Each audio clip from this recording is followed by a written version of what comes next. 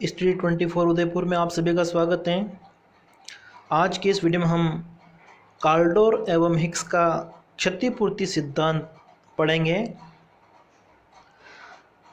सर्वप्रथम अगर हम देखते हैं तो परेटो का जो सामाजिक अनुकूलतम विचार है, ठीक है, उसको हम नवीन कल्याणकारी अर्थशास्त्र का एक महत्वपूर्ण योगदान मानते हैं, ठीक है। और परेटो अनुकूलतम जो है वो क्या बताते हैं एक तरह से कि यदि अर्थव्यवस्था में कोई परिवर्तन होता है जो समाज के किसी एक व्यक्ति को कोई हानि नहीं पहुंचाता है, लेकिन अन्य व्यक्तियों की स्थिति में अगर वो सुधार करता है, ठीक है, तो वो उसको क्या माना जाता है, कल्याण में वृद्धि का सूचक माना जाता है, या फिर हम कह सकते हैं कि सामाजिक कल्याण में वृद्धि को बताता है, ठीक है।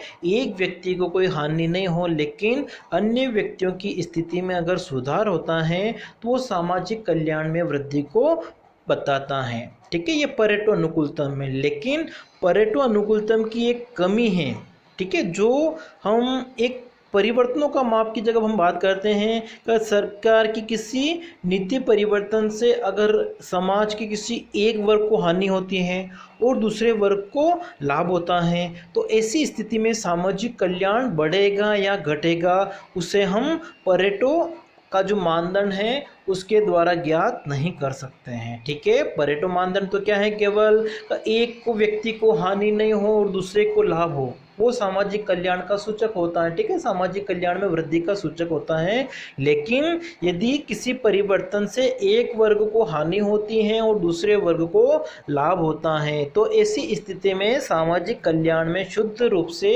कितनी वृद्धि हुई है या कमी हुई है उसका माप हम नहीं कर सकते हैं। इस प्रश्न का उत्तर देने के लिए क्षतिपूर्ति जो सिद्धांत है, ठीक है, जो कार्डोर एवं हिक्स ने प्रतिपादित किया था, उसके द्वारा हम इस स्थिति को ज्ञात कर सकते हैं, ठीक है। अब देखिए, कार्डोर एवं हिक्स का जो क्षतिपूर्ति सिद्धांत है, दोनों के जो विचार है वो एक दूसरे से मिलते जुलते हैं, ठीक है। अब ये क्या बताता है कि इसके अंतर्गत किसी नीति परिवर्तन से समाज के एक वर्ग को हानि और दूसरे वर्ग को लाभ होता है, तो ऐसी स्थिति में सामाजिक कल्याण में वृद्धि अथवा कमी ज्ञात की जा सकती है, ठीक है। अगर किसी परिवर्तन से समाज के एक वर्ग को तो हानि हो रही है और दूसरा वर्ग जो है उससे वो लाभ प्राप्त करता है, तो कुछ लोगों को हानि कुछ लोगों को लाभ, तो ऐसी स्थिति में शुद्ध रूप से सामाजिक कल्याण में वृद्धि हुई है या कमी हुई है, ठीक है, उसको हम इसके द्वारा माप सकते हैं, ठीक है। क्षतिपूर्ति सिद्धांत जो वो क्या कहता है कि जब किसी नीति परिवर्तन से, ठीक है, यहाँ थोड़ा ध्यान रखिए, यहाँ पे परिनीति नहीं, यहाँ पे क्या है, नीति, तो जब किसी नीति परिवर्तन से कुछ लोगों को लाभ होता है और कुछ लोगों को हानि होती है, तो ये परिवर्तन सामाजिक कल्याण में वृद्धि करेगा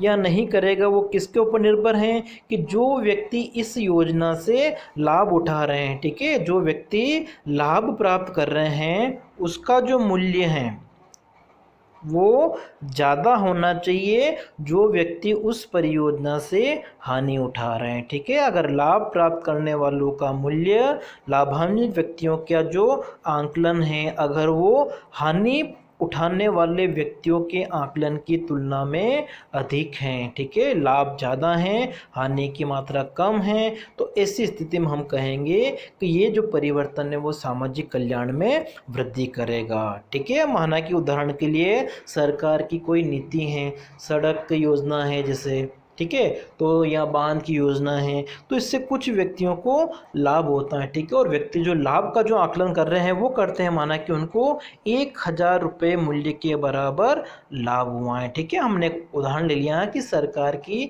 सड़क विस्तार परियोजना से जो उस योजना के आसपास जैसे आ रहे हैं, ठीक है, वो सोच रहे हैं कि सरकार की इस परियोजना से उनको 1000 रुपये मूल्य के बराबर लाभ हुआ है, लेकिन जिन व्यक्तियों के जैसे मकान थे उस सड़क सीमा में वो सरकार ने जैसे तोड़ दिए हैं, ठीक है, तो ऐसी स्थिति में उनको मुआवजा दिया गया, लेकिन माना कि वो सोचते हैं कि उनको जो मुआवजा है वो कम मिला है, ठीक है, तो वो सोचते हैं कि हमको 800 रुपये के बराबर हानि हुई है, ठीक है। उनका जो आकलन है वो कितना है, माना कि हमने ले लिया है 800 रुपये के बराबर हानि हुई है। तो ये जो सिद्धांत है वो क्या कहता है कि जब ऐसी स्थिति है, ठीक है, जो लाभ प्राप्त करने वाले व्यक्ति हैं वो कितना लाभ का आकलन कितना कर रहे हैं, 1000 रुपये मूल्य के बराबर, जबकि हानि उठाने वाले व्यक्ति जो हैं वो अपनी हानि का जो आकलन है वो कितना कर रहे हैं, 800 रुपये। ठीक है, तो ऐसी स्थिति में दोनों का जो शुद्ध अंतर है वो कितना है, 200 रुपये। मतलब अगर जो हानि उठाने वाला व्यक्ति है अगर उसके 800 रुपये की क्षतिपूर्ति कर दी जाए तब भी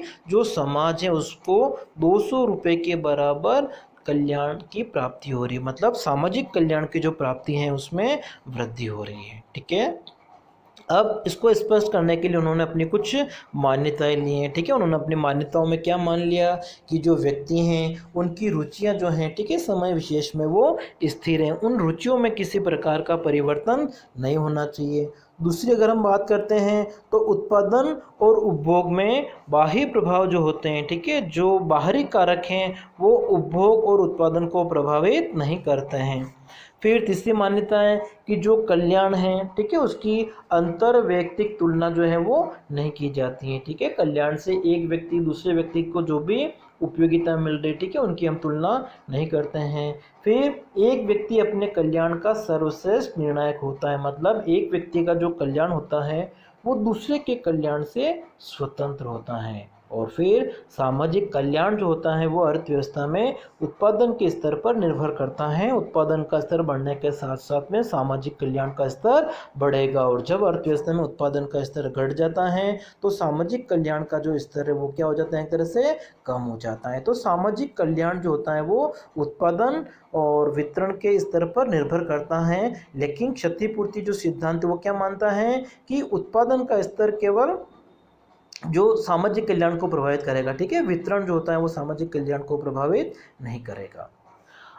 अब हम देखते हैं प्रोफेसर काल्डोर जो हैं उन्होंने इसके बारे में अपने क्या विचार दिए हैं। ठीक है, तो प्रोफेसर काल्डोर जो थे उन्होंने सर्वप्रथम शक्ति पूर्ति भुगतान पर आधारित सामाजिक कल्याण का जो माप है वो प्रस्तुत किया था 1939 में। ठीक है, काल्डोर ने अपना जो ये सिद्धांत है, अपना जो मानदंड कब प्रस्तुत किया था, 1939 में। ठीक है, सामाजिक कल्याण को मापने के लिए।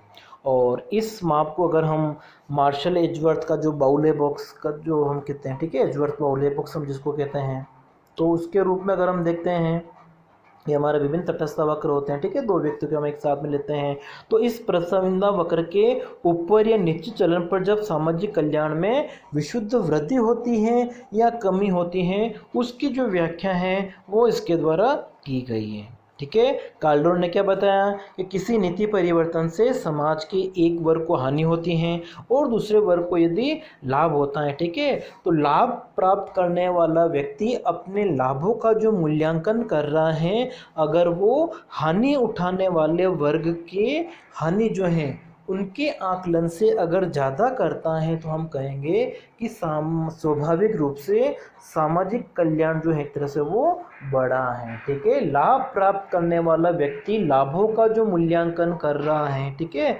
जैसा हमने अभी उदाहरण देखा था कि लाभ प्राप्त करने वाला व्यक्ति अपने लाभों का जो मूल्यांकन है वो कितना करता है, 1000 रुपये के बराबर। ठीक है, जबकि जिन व्यक्तियों को हानि होती है, हानि प्राप्त करने वाले वर्ग जो हैं वो हानि का जो आकलन कर रहे हैं वो अगर कम करते हैं अपेक्षाकृत, माना कि उन्होंने कितना किया था पिछले उदाहरण में, 800 के बराबर। ठीक है, अगर ऐसी स्थिति है तो हम क्या कहेंगे, शुद्ध रूप से सामाजिक कल्याण बड़ा है।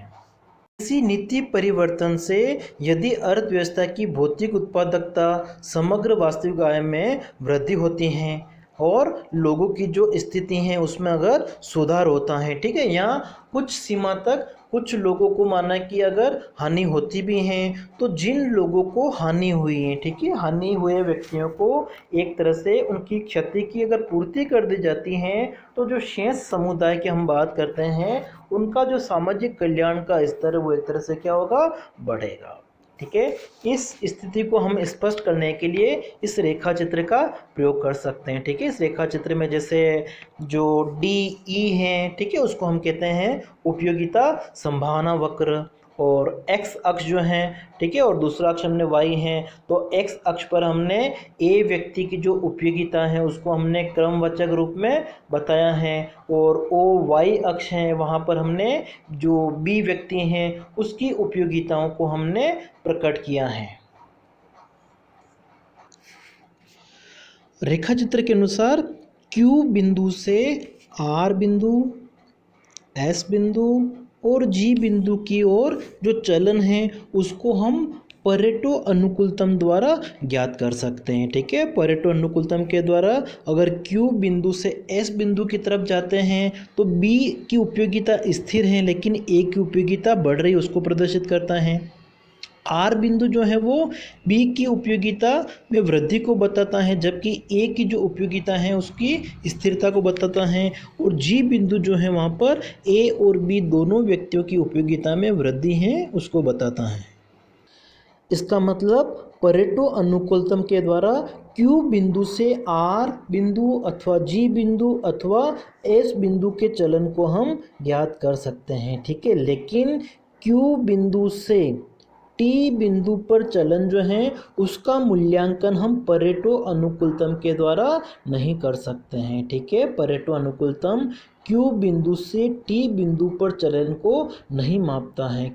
अगर ऐसा होता है तो Q बिंदु से T बिंदु की तरफ अगर कोई वितरण होता है जो क्या प्रदर्शित करता है, A व्यक्ति की उपयोगिता क्या हो रही है, कम हो रही है। ठीक है, T बिंदु पर अगर हम जाते हैं तो A व्यक्ति की उपयोगिता कम हो रही है, लेकिन B व्यक्ति जो है उसकी उपयोगिता क्या हो रही है, बढ़ रही है। ठीक है, किसी वितरण से Q बिंदु से T बिंदु पर अगर पहुंचा जाता है तो इसका मतलब है B की उपयोगिता बढ़ती है लेकिन A की जो उपयोगिता है वो कम हो जाती है। ठीक है, तो जो काल्डोर और हिग्स का मॉडल जो है वो क्या कहता है कि यदि ए व्यक्तियों को जो ये हानि हो रही है, ठीक है, ए व्यक्ति को जो ये हानि हुई है अगर इसकी क्षतिपूर्ति कर दी जाए, ठीक है, आय का अगर पुनर्वितरण किया जाए तो जो टी बिंदु से हम आर बिंदु, जी बिंदु, एस बिंदु पर पहुंच सकते हैं।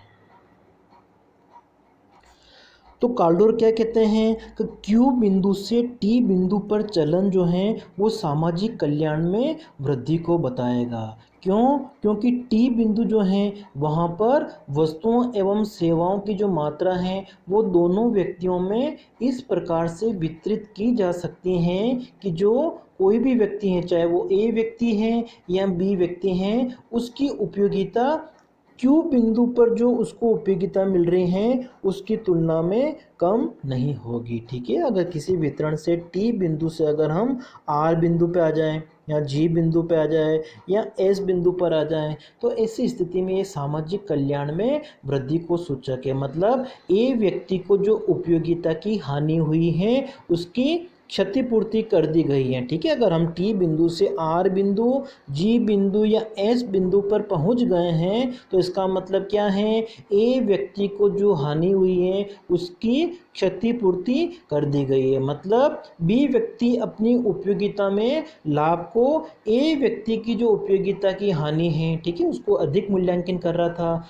तो उसको वितरित कर दिया गया है। मतलब केल्डोर क्या कहते हैं कि ये एक तरह से सामाजिक कल्याण में वृद्धि को बताता है। ठीक है, क्यू बिंदु से टी बिंदु की जो चलन है वो तभी सुधार होता है, ठीक है, जब क्यू बिंदु एक तरह से क्या होता है कि टी बिंदु से हमारा जो ये उपयोगिता संभावना वक्र है अगर क्यू बिंदु इस वक्र से नीचे की ओर स्थित होता है तभी ऐसा संभव होता है। क्लियर हो गया?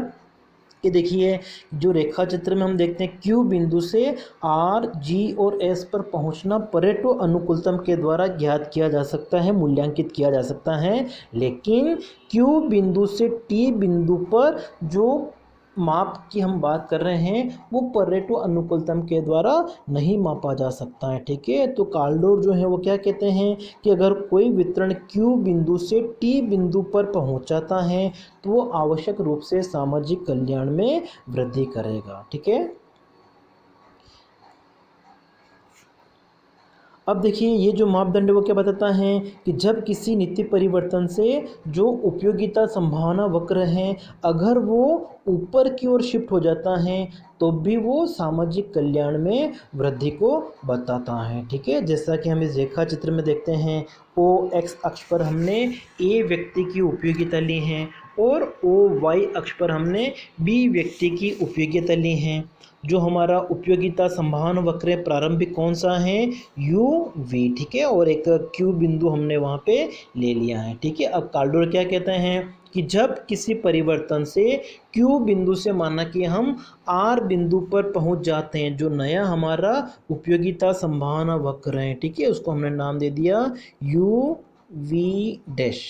तो यू वी डैश पर दो बिंदु हमने लिए हैं, एस बिंदु आर बिंदु। तो एस बिंदु तो इसके समानांतर ही है, क्यू बिंदु के जस्ट सामने ही है। ठीक है, लेकिन क्यू बिंदु से आर बिंदु जो है वो थोड़ा नीचे की तरफ है। ठीक है, तो जो काल्डोर हैं वो क्या कहते हैं कि जब किसी परिवर्तन से क्यू बिंदु से माना कि हम आर बिंदु पर ही अगर संतुलन अवस्था स्थापित हो जाती है। ठीक है, तो आर बिंदु पर अगर हम देखते हैं तो आर बिंदु पर जो ए की उपयोगिता है वो क्या है, ज़्यादा है। ठीक है, ए की इतनी उपयोगिता है क्यू बिंदु की तुलना में, जबकि बी की जो उपयोगिता थी वो क्यू बिंदु की तुलना में थोड़ी कम है। ठीक है, तो जो काल्डोर है वो क्या कहते हैं कि ये सामाजिक कल्याण का सूचक है। क्यों सूचक है, क्योंकि जब हम आर बिंदु पर पहुंच जाते हैं, ठीक है, किसी वितरण से क्यू बिंदु से हम आर बिंदु पर पहुंच गए हैं, तो अब इस आर बिंदु से हम क्या कर सकते हैं, इस एस बिंदु पर पहुंच सकते हैं। ठीक है, जो निश्चित रूप से सामाजिक कल्याण में वृद्धि को बताता है। क्यों, क्योंकि आर बिंदु से एस बिंदु पर हम कैसे पहुंच सकते हैं, इसी पुनर्वितरण के द्वारा ही पहुंच सकते हैं। ठीक है, एस बिंदु पर अगर हम पहुंचना चाहते हैं और अभी हम वर्तमान में कहाँ पे हैं, आर बिंदु पर हैं। ठीक है, तो हम पुनर्वितरण के माध्यम से एस बिंदु पर पहुंच सकते हैं। ठीक है, और एस बिंदु पर अगर हम देखते हैं तो बी व्यक्ति की संतुष्टि का स्तर तो क्या है, समान है, लेकिन ए व्यक्ति की संतुष्टि का जो स्तर है वो क्या है, अधिक है। ठीक है, देखिए ये कि इस स्तर पर हम देखते हैं, इस स्तर पर, ठीक है, तो यहाँ पर बी व्यक्ति की संतुष्टि का स्तर पहले जितना क्यू पे था उतना ही है, लेकिन ए व्यक्ति की संतुष्टि का जो स्तर है वो बढ़ गया है। क्यू बिंदु पर कितना है, ओ से लेकर Q1 तक है, जबकि एस बिंदु जो है वहाँ पर कितना है, ओ से लेकर Q2 तक है। ठीक है, मतलब इतना संतुष्टि का स्तर उसको ज़्यादा प्राप्त हो रहा है, जो सामाजिक कल्याण में वृद्धि को बताता है। दूसरा हिक्स का जो मापदंड है वो भी जो काल्डोर ने मापदंड दिया था उसके जैसा ही है। ठीक है, हिक्स ने क्या बताया कि यदि किसी परिवर्तन से एक व्यक्ति को हानि होती है, ठीक है, तो जो व्यक्ति लाभ प्राप्त कर रहा है अगर वो हानि की क्षतिपूर्ति कर दे तो ये व्यवस्था एक तरह से सुधार मानी जाती है, सामाजिक कल्याण में वृद्धि को बताती हैं। ठीक है, जैसा कि देखिए कि यदि किसी परिवर्तन द्वारा ए को इतना अधिक श्रेष्ठ बना दिया गया है कि वह बी की क्षति की पूर्ति कर सके। ठीक है, किसी वितरण से बी को हानि होती है लेकिन ए की स्थिति में अगर सुधार होता है तो इसकी स्थिति में जो सुधार हुआ है उसके द्वारा अगर वो बी को होने वाली क्षति की पूर्ति कर देता है। ठीक है, और उसके बाद में भी अगर उसके पास में कुछ अतिरिक्त राशि रह जाती है, ठीक है, तो उसके पास में कुछ सरप्लस रहता है, तो ये जो व्यवस्था है वो सामाजिक कल्याण में वृद्धि को बताती है। ठीक है, तो जो हमने काल्डोर का पढ़ा था उसके जैसा ही है सेम। अब देखिए इसकी हम आलोचनाओं की बात करते हैं, तो आलोचना इसकी क्या क्या है। सबसे पहले हम बात करते हैं कि इसकी आलोचना है कि वास्तविक सामाजिक कल्याण पर ध्यान नहीं दिया गया है। ठीक है, ये जो सिद्धांत है वो वास्तविक कल्याण के बारे में नहीं बताता है। मतलब जैसे जो अर्थशास्त्री हैं, लिटिल हैं, एरोल, बामोल हैं, ठीक है, उन्होंने बताया कि ये एक तरह से काल्पनिक क्षतिपूर्ति विचार को ध्यान में रखता है। ठीक है, वास्तविक स्थिति जो होती हैं उसकी एक तरह से ये उपेक्षा कर देता है। दूसरी हम आलोचना की बात करते हैं तो उपभोक्ता उत्पादन के बाहरी प्रभावों की इसमें उपेक्षा की गई हैं। फिर वितरण से स्वतंत्र उत्पादन में वृद्धि का कोई अर्थ नहीं है, नैतिक निर्णयों से ये मुक्त नहीं है, उसका भी इसमें समावेश हो गया है, और यह कल्याण का सही मापदंड नहीं है। आज के इस वीडियो में हम नवीन कल्याणकारी अर्थशास्त्र से संबंधित जो क्षतिपूर्ति सिद्धांत हैं प्रोफेसर कार्लडोर और जे.आर. हिक्स के द्वारा प्रतिपादित किया गया था, उनसे संबंधित एक सिटोवस्की का विरोधाभास है, जिसे सिटोवस्की का दोहरा मानदंड या विपरीत परीक्षण भी कहा जाता है, उसके बारे में हम डिस्कस करेंगे। तो चलिए स्टार्ट करते हैं। कल्याणकारी अर्थशास्त्र से संबंधित क्षतिपूर्ति सिद्धांत जो हैं प्रोफेसर कार्लडोर और हिक्स के द्वारा प्रतिपादित किया गया था, तो उनके द्वारा जो ये मानदंड प्रस्तुत किया गया था उसमें एक कमी है। इस कमी को किसने प्रस्तुत किया? अर्थशास्त्री टी सिटोवस्की ने। अब इन्होंने क्या बताया कि ये जो कार्लडोर और हिक्स का जो मानदंड है उसके अनुसार अगर हम देखते हैं कि एक स्थिति ए है, माना कि वो किसी समय में अगर बी के कंपैरिजन में अच्छी स्थिति हैं, अधिक सामाजिक कल्याण को व्यक्त करती हैं। ए स्थिति जो है बी की तुलना में किसी समय में अधिक सामाजिक कल्याण को व्यक्त करती हैं। तो यही मानदंड जो है जो कार्लडोर और हिक्स के द्वारा प्रतिपादित किया गया था, वो किसी अन्य समय में बी स्थिति को ए की तुलना में अधिक श्रेष्ठ साबित करता है। कहने का मतलब बी स्थिति जो है वो ए की तुलना में अधिक सामाजिक कल्याण को व्यक्त करती है, जबकि वास्तव में क्या होना चाहिए? कम कल्याण को प्रदर्शित करना चाहिए कि ए स्थिति बी की तुलना में अधिक सामाजिक कल्याण को व्यक्त करती हैं किसी एक निश्चित समय में, लेकिन किसी दूसरे समय में यही बी स्थिति ए की तुलना में अधिक सामाजिक कल्याण को व्यक्त करती हैं। तो ये एक तरह से कार्लडोर और हिक्स का जो मानदंड है उसका अंतर्विरोध है, उसका विरोधाभास है, जिसको सबसे पहले किसने प्रस्तुत किया था? अर्थशास्त्री टी सिटोवस्की ने। इसलिए इस विश्लेषण को हम सिटोवस्की विरोधाभास कहते हैं या फिर इसको विपरीत परीक्षण भी कहा जाता है। आगे सुन में ए स्थिति बी की तुलना में किसी समय में श्रेष्ठ है, इसका मतलब बी स्थिति ए की तुलना में कभी भी श्रेष्ठ नहीं हो सकती हैं, लेकिन कार्लडोर और हिक्स के द्वारा जो अपना मानदंड प्रस्तुत किया गया है, जो क्षतिपूर्ति सिद्धांत प्रस्तुत किया गया है, उसमें ये बात गलत साबित होती है। ए स्थिति बी की तुलना में जब अधिक सामाजिक कल्याण को व्यक्त करती हैं, तो दूसरे समय में बी स्थिति जो है वो ए की तुलना में अधिक सामाजिक कल्याण को व्यक्त करती हैं। अब इसे हम इस रेखा चित्र के माध्यम से समझ लेते हैं कि सिटोवस्की ने अपना जो विश्लेषण दिया है, उन्होंने जो विरोधाभास दिया है, मतलब कार्लडोर और हिक्स का जो मानदंड है उसको हम इस रेखा चित्र के माध्यम से उनकी जो विरोधाभास की स्थिति है उसको हम समझ सकते हैं। इस रेखा चित्र में हमारे पास में दो उपयोगिता संभावना वक्र हैं। कौन कौन से? एक तो हमारा है GH, एक ये उपयोगिता संभावना वक्र है, और दूसरा हमारा उपयोगिता संभावना वक्र है JK। दो उपयोगिता संभावना वक्र हमने यहाँ पे लिए हैं।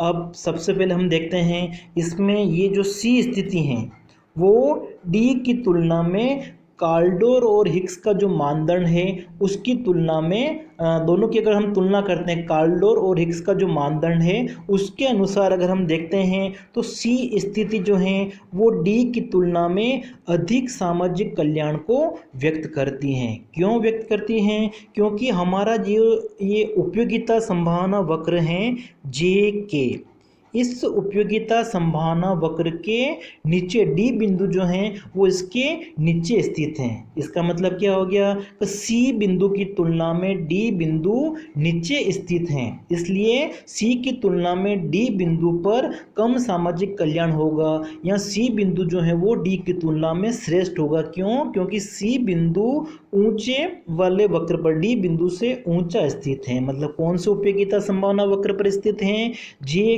के उपयोगिता संभावना वक्र पर स्थित हैं। तो आगे सुनिए यहाँ पे कि सबसे पहले अगर हम कार्लडोर हिक्स का मानदंड देखते हैं इस रेखा चित्र में, तो जे के उपयोगिता संभावना वक्र पे हमने एक बिंदु लिया है सी। तो सी बिंदु जो है वो अधिक सामाजिक कल्याण को दर्शाता है इस डी बिंदु की तुलना में, क्योंकि डी बिंदु जो है इस जे के उपयोगिता संभावना वक्र से नीचे स्थित है। तो सबसे पहली बात तो आपको क्लियर हो गई है। अब इसी रेखा चित्र में हम दूसरा जो उपयोगिता संभावना वक्र हैं वो हमारा है GH, इसको देखते हैं। तो यहाँ पर एक बिंदु हमारा है F बिंदु, ये हमारा F बिंदु है और ये हमारा D बिंदु है। अब इस F बिंदु की यदि हम C बिंदु से तुलना करते हैं तो इस GH उपयोगिता संभावना वक्र के F बिंदु से C बिंदु नीचे हैं, या F बिंदु एक तरह से C बिंदु की तुलना में ऊपर स्थित हैं। तो जो F बिंदु है वो C की तुलना में अधिक सामाजिक कल्याण को व्यक्त करता है।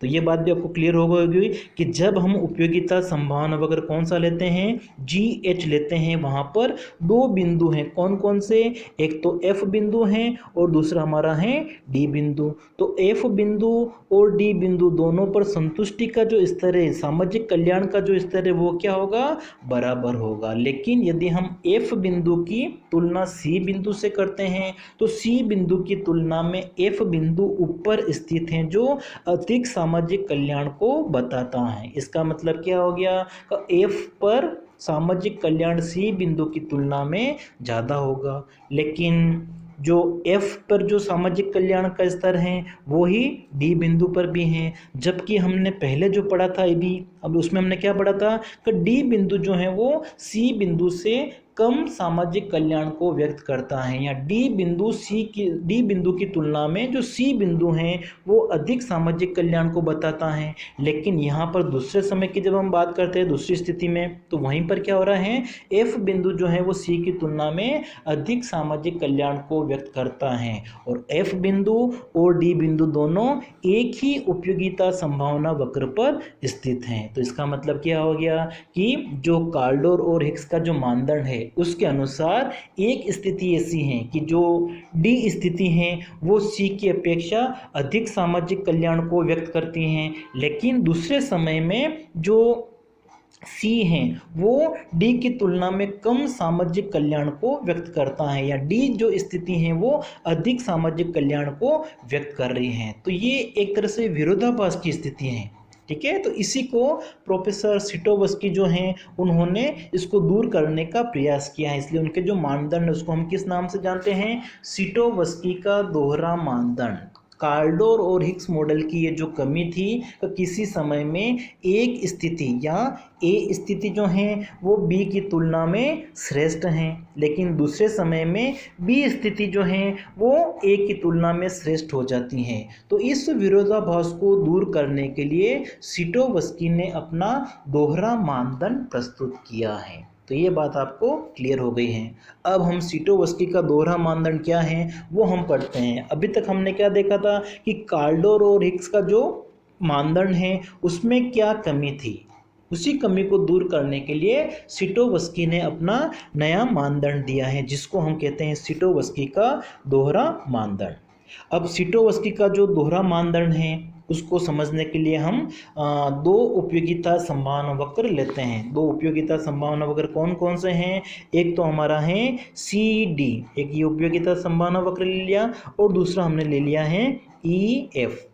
अब देखिए सिटोवस्की का जो दोहरा मानदंड है वो सिंपल शब्दों में अगर हम देखते हैं तो क्या है कि यदि किसी समय में B स्थिति अगर A की तुलना में श्रेष्ठ है तो दूसरी स्थिति में A जो है वो कभी भी B से श्रेष्ठ नहीं हो सकता।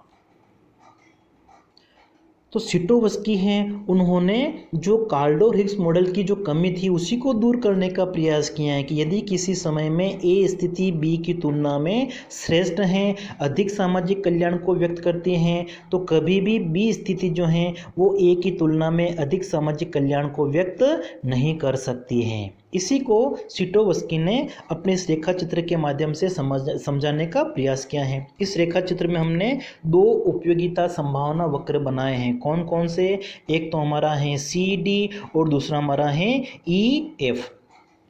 अब इस रेखा चित्र में अगर हम देखते हैं कि अर्थव्यवस्था में कोई ऐसी दशा है जिसमें कोई परिवर्तन, मतलब जो हमने कार्डोर हिक्स मॉडल में पढ़ा था कि कोई परिवर्तन यदि इस Q बिंदु से इस G बिंदु की तरफ परिवर्तन लाता है, कोई परिवर्तन जो हो रहा है अर्थव्यवस्था में Q बिंदु से अगर हम G बिंदु की तरफ पहुंचते हैं, इसका मतलब क्या हो गया, कार्डोर हिक्स का जो मॉडल था उसके अनुसार सामाजिक कल्याण में ये वृद्धि को व्यक्त करता है। क्यों व्यक्त करता है सामाजिक कल्याण में वृद्धि को? क्योंकि जो हमारा जी बिंदु है वो क्यू बिंदु की तुलना में ऊपर वाले उपयोगिता संभावना वक्र पर स्थित हैं, जो आर बिंदु से होकर गुजरता है। और आर बिंदु जो है वो ए व्यक्ति और बी व्यक्ति दोनों की अधिक उपयोगिताओं को प्रदर्शित करता है। क्यू बिंदु से यदि हम आर बिंदु पर देखें तो आर बिंदु जो है वो क्यू बिंदु की तुलना में ए व्यक्ति और बी व्यक्ति दोनों की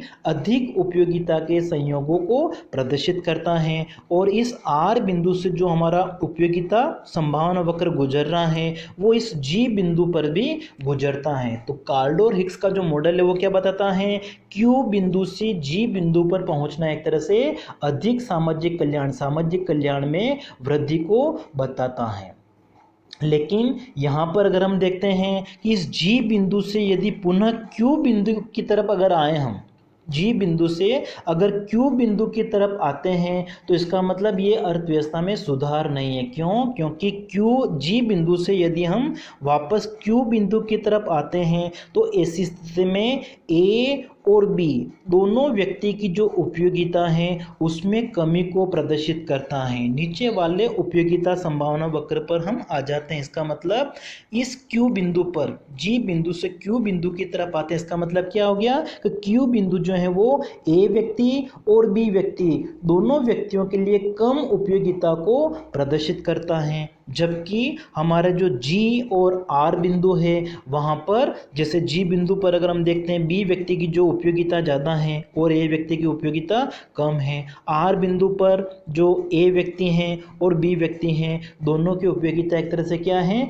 ज़्यादा है। तो कहने का मतलब कि इस मानदंड से जो सिटोवस्की के द्वारा प्रस्तुत किया गया था उसके द्वारा हम कार्डोर हिक्स का जो मानदंड है उसको भी हम संतुष्ट कर लेते हैं, उसकी भी पूर्ति हो जाती है। इस क्यू बिंदु से जी बिंदु की तरफ जाना क्या है? कार्डोर हिक्स का मॉडल है। और वापस अगर हम जी बिंदु से क्यू बिंदु की तरफ आते हैं तो ये कम उपयोगिता को प्रदर्शित करता है। कहने का मतलब जो हमारा विपरीत परीक्षण है, जो रिवर्सल टेस्ट है, उसकी भी पूर्ति नहीं होती है। रिवर्सल टेस्ट क्या हमारा कि किसी स्थिति में ए स्थिति अगर बी की तुलना में श्रेष्ठ है तो दूसरी स्थिति में बी जो है वो ए को श्रेष्ठ प्रदर्शित करता है कार्डोर हिक्स मॉडल में। लेकिन यहाँ पर जो है वो ऐसी स्थिति को नहीं बताता है। यदि जी जो है वो क्यू की तुलना में श्रेष्ठ है तो दूसरे किसी भी समय में क्यू जो है वो जी की तुलना में श्रेष्ठ नहीं है। तो ये है हमारा सिटोवस्की के द्वारा जो दोहरा मानदंड प्रस्तुत किया गया है। Thank you. सैमुअल्सन का सामाजिक कल्याण फलन, इसके बारे में हम डिस्कस करेंगे। तो चलिए स्टार्ट करते हैं। बर्गसन और सैमुअल्सन का जो सामाजिक कल्याण फलन है इसके बारे में सबसे पहले जो विचार थे प्रोफेसर अब्राहम बर्गसन ने 1938 में अपना एक लेख प्रकाशित हुआ था, a reformulation of certain aspects of welfare economics. इस लेख में उन्होंने सामाजिक कल्याण के बारे में अपने विचार प्रस्तुत किए थे और इसी विचारों को हम किस नाम से जानते हैं? बर्गसन सैमुअल्सन सामाजिक कल्याण फलन। इनका जो ये फलन है इसमें मुख्य रूप से जो मूल्यगत निर्णय होते हैं, वैल्यू जजमेंट होते हैं, उसको सम्मिलित किया गया है। इससे पहले के जो अर्थशास्त्री थे, चाहे वो कार्डोर हैं, हिक्स हैं, सिटोवस्की हैं, परेटो हैं, इनके कल्याणकारी अर्थशास्त्र में जो मूल्यगत निर्णय थे उनको सम्मिलित नहीं किया गया था। और इसी कारण जो आधुनिक अर्थशास्त्री सैमुअल्सन और बर्गसन हैं उन्होंने जो कल्याणकारी अर्थशास्त्र को ज़्यादा महत्व नहीं दिया है, ऐसे कल्याणकारी अर्थशास्त्र को व्यावहारिक नहीं माना है जो अपने निर्णयों में मूल्यगत निर्णयों को समावेश नहीं करता है। इसी कारण इन्होंने अपने विश्लेषण में जो मूल्यगत निर्णय होते हैं, वैल्यू जजमेंट होते हैं, उसको सम्मिलित किया है। अब देखिए वैल्यू जजमेंट या मूल्यगत निर्णय क्या होते हैं? ऐसे निर्णय जो सामाजिक कल्याण को बढ़ाने के लिए लिए जाते हैं। समाज में एक ऐसा व्यक्ति या संस्था होती है जिसे निर्णय लेने का अधिकार होता है, जो कानून के द्वारा निर्मित होते हैं। ठीक है, कोई भी व्यक्ति हो सकता है, सरकारी अधिकारी या संस्था हो सकती है जो इनसे संबंधित निर्णय लेते हैं। जैसे भारत के संदर्भ में अगर हम देखते हैं तो गरीबी को दूर करने के लिए विभिन्न प्रकार की जो कल्याणकारी कार्यक्रम कार्यक्रम चलाए जाते हैं। तो इन अधिकारियों संस्थाओं द्वारा जो भी निर्णय लिए जाते हैं वो निर्णय अंतिम होते हैं और समाज में सभी लोगों को एक तरह से उनको स्वीकार करना पड़ता है, क्योंकि व्यक्तियों को जो मूल्यगत निर्णय लेने का अधिकार है, संस्था हो सकती है, सरकारी कर्मचारी या अधिकारी हो सकता है, उनको निर्णय लेने का जो अधिकार है वो कानून के द्वारा मिला हुआ है। तो उनका प्रयास होता है कि समाज में एक तरह से निष्पक्ष रूप से सभी लोगों का जो कल्याण अधिकतम हो जाए उसके लिए वो प्रयास करते हैं। तो इनको एक तरह से मूल्यगत निर्णय कहा जाता है और सामाजिक कल्याण फलन को अधिकतम करने के लिए बर्गसन और सैमुअल्सन ने इन्हीं मूल्यगत निर्णयों को अपने इस विश्लेषण में सम्मिलित किया है। इससे पहले अगर हम बात करते हैं कल्याणकारी अर्थशास्त्र के बारे में, तो जो प्राचीन कल्याणकारी अर्थशास्त्र है, चाहे वो मार्शल हैं या पिगू हैं, तो उनके जो कल्याणकारी मापदंड थे वो उपयोगिता की जो गणनावाचक विचारधारा हैं उस पर आधारित हैं और साथ साथ में अंतर व्यक्तिक जो तुलना है उस पर भी आधारित थे।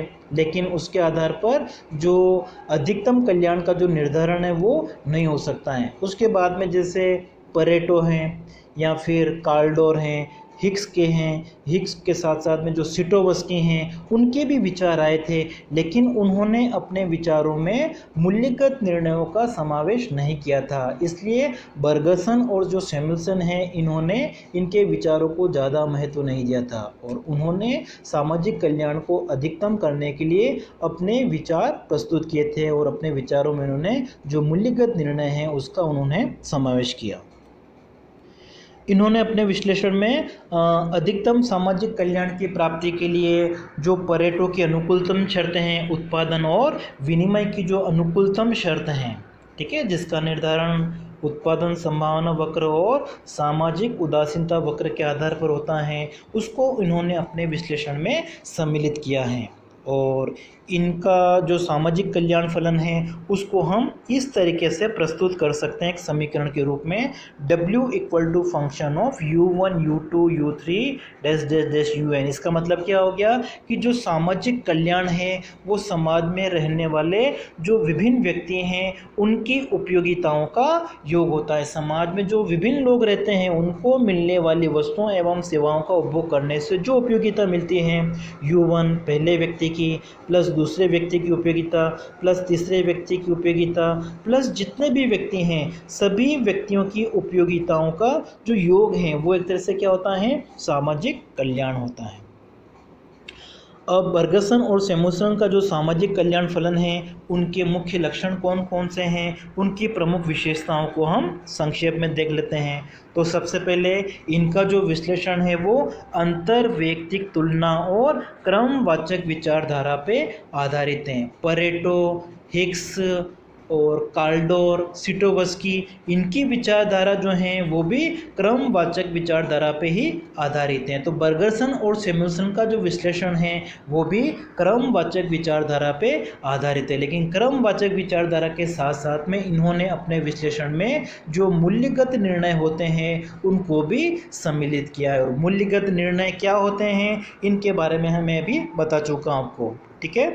फिर नेक्स्ट हैं कि इनका जो सिद्धांत वो एक तरह से सामान्यकृत सामाजिक कल्याण फलन कहा जा सकता है। इनके कल्याण फलन को हम क्या कह सकते हैं, सामान्यकृत, जनरलाइज कह सकते हैं, क्योंकि इन्होंने अपने विश्लेषण में मार्शल और पिगू का जो कल्याणकारी अर्थशास्त्र है उसके साथ साथ में कार्लडोर, हिक्स और सिटोवस्की का जो कल्याणकारी अर्थशास्त्र है उसको भी इन्होंने सम्मिलित कर दिया है। तो इन्होंने अपने विश्लेषण में मार्शल, पिगू, कार्लडोर, हिक्स, सिटोवस्की, इन सभी की जो कल्याणकारी अर्थशास्त्र के बारे में विचारधारा थी उसको भी इन्होंने सम्मिलित कर दिया है। और नेक्स्ट विशेषता की अगर हम बात करते हैं तो इनका जो विश्लेषण है वो क्रमवाचक विचारधारा पे आधारित है, गणनावाचक विचारधारा पे आधारित नहीं है। और इन्होंने जो नैतिक निर्णय होते हैं, नैतिक विचार होते हैं, उनको भी इन्होंने अपने कल्याण फलन में सम्मिलित किया है। और अंतिम बात अगर हम करते हैं तो इनका जो विचारधारा है, इनकी जो सामाजिक कल्याण फलन की विचारधारा है, मतलब अनुकूलतम कल्याण का जो स्तर है उनको प्राप्त करने के लिए जो मूल्यगत निर्णय हैं वो आवश्यक होते हैं और उनको प्राप्त करने के लिए जो कीमत सिद्धांत है, मांग और पूर्ति, जिसके द्वारा अर्थव्यवस्था में साधनों का अनुकूलतम आवंटन किया जा सकता है, न्यायपूर्ण तरीके से साधनों का आवंटन किया जा सकता है ताकि लोगों का जो कल्याण है वो अधिकतम हो जाए, अधिकतम सामाजिक कल्याण की प्राप्ति हो जाए। तो ये इसके मुख्य हम लक्षण कह सकते हैं। अब हम सामाजिक कल्याण फलन को इस रेखा चित्र के माध्यम से समझ सकते हैं।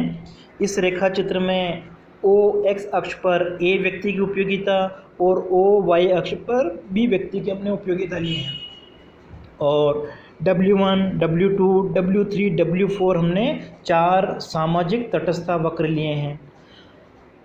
अब देखिए इनकी जो विशेषताएं हैं, जैसा हम तटस्थता वक्र पढ़ते हैं उपभोक्ता वाला, तो उसकी जो विशेषताएं हैं उसके जैसी विशेषताएं हैं कि जो वक्र ऊंचा होता है वहाँ पे सामाजिक कल्याण का जो स्तर है वो ऊंचा होता है। एक ही तटस्थता वक्र जो हमारा है, एक ही सामाजिक जो तटस्थता वक्र हैं, उसके प्रत्येक बिंदु पर जो सामाजिक कल्याण का स्तर है वो समान होता है। जैसे रेखा चित्र में हम देखते हैं Q बिंदु पर जो सामाजिक कल्याण का स्तर है उतना ही R बिंदु पर है। ठीक है। अब देखिए अगर हमारे पास में ये सामाजिक तटस्थता वक्रों का समूह अगर दे रखा होता है और हम मान लेते हैं कि यदि कोई नीति परिवर्तन होता है अर्थव्यवस्था में और वो नीति परिवर्तन Q बिंदु से T बिंदु की तरफ ले जाता है अर्थव्यवस्था को। ठीक है। अगर अर्थव्यवस्था में कोई नीति परिवर्तन होता है और वो अर्थव्यवस्था को Q बिंदु से ऊंचे वाले सामाजिक तटस्थता वक्र W1 से W3 के T बिंदु पर ले जाता है तो ये सामाजिक कल्याण में वृद्धि को प्रदर्शित करता है। और यदि कोई परिवर्तन अर्थव्यवस्था को S बिंदु से अगर R बिंदु या S बिंदु से Q बिंदु की तरफ पहुंचाता है तो ये सामाजिक कल्याण में कमी को दर्शाता है। और यदि कोई परिवर्तन अर्थव्यवस्था को इस Q बिंदु से R बिंदु पर पहुंचाता है तो इस स्थिति में सामाजिक कल्याण का जो स्तर है वो पहले वाला बना रहता है, उसमें कोई परिवर्तन नहीं होता है, क्योंकि Q बिंदु और R बिंदु एक ही सामाजिक तटस्थता वक्र पर स्थित हैं। तो ये रेखा चित्र आपको समझ में आ गया होगा। ठीक है। अब हम आगे और देखते हैं कि सामाजिक कल्याण फलन जो है उसको किस प्रकार से अधिकतम किया जा सकता है। जैसा हमने परेटो अनुकूलतम पढ़ा था, तो परेटो अनुकूलतम में कोई एक निश्चित हल हम प्राप्त नहीं कर सकते हैं जो अधिकतम सामाजिक कल्याण को व्यक्त करें,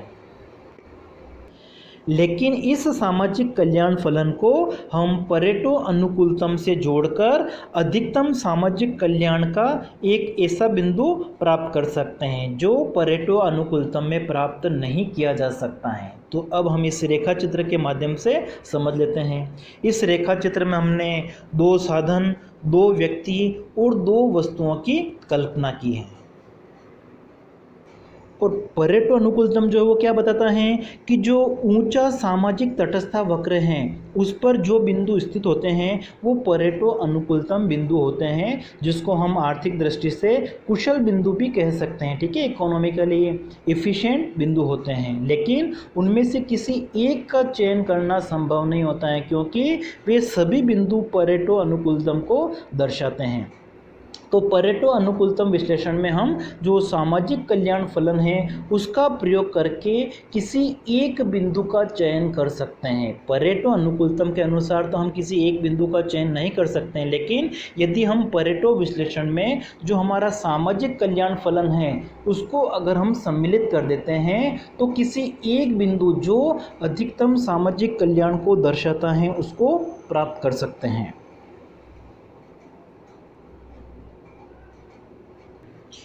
परेटो अनुकूलतम के अनुसार ये जो हमारा संभावना वक्र है, ठीक है, वी डैश, इस पर अगर कोई भी बिंदु स्थित होता है तो सारे बिंदु क्या होते हैं, परेटो अनुकूलतम बिंदु होते हैं। जैसे ये आर बिंदु है, ये क्यू बिंदु है, यहाँ पर हमने कोई बिंदु ले लिया जैसे भी बिंदु हैं, तो ये सारे परेटो अनुकूलतम बिंदु होते हैं, किसी एक का चयन नहीं कर सकते हैं। लेकिन जब हम सामाजिक कल्याण फलन को भी इसमें सम्मिलित कर देते हैं, ये हमने सामाजिक जो हमारे तटस्थता वक्र हैं उनको हमने सम्मिलित कर दिया है, और जब हम इसको परेटो अनुकूलतम में सम्मिलित कर देते हैं तो किसी एक बिंदु जो अधिकतम सामाजिक कल्याण का बिंदु होता है उसको निर्धारित किया जा सकता है। इस रेखा चित्र में अगर हम देखते हैं तो ये जो बिंदु हैं अधिकतम सामाजिक कल्याण का बिंदु कौन सा है, क्यू बिंदु है।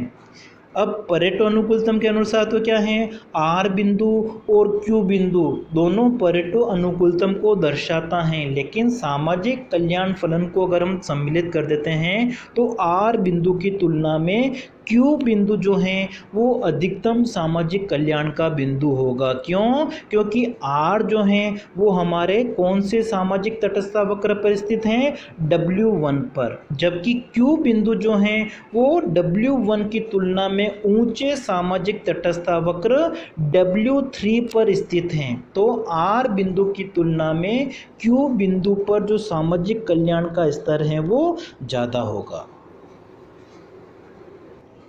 इस रेखा चित्र में जैसे हमारे पास में 4 सामाजिक तटस्थता वक्र हमारे पास में है, लेकिन W4 जो सामाजिक तटस्थता वक्र हैं उसे हम अपने अर्थव्यवस्था में जो भी संसाधन उपलब्ध हैं, जो भी तकनीकी ज्ञान उपलब्ध हैं, उनके दिए होने पर इसे प्राप्त करना संभव नहीं होता है। किसी अर्थव्यवस्था में जो भी उपलब्ध संसाधन है, जो भी तकनीकी ज्ञान दिया हुआ है, उसका प्रयोग करके वो W1, W2 और W3 जो सामाजिक तटस्थता वक्र हैं उसको प्राप्त कर सकता है।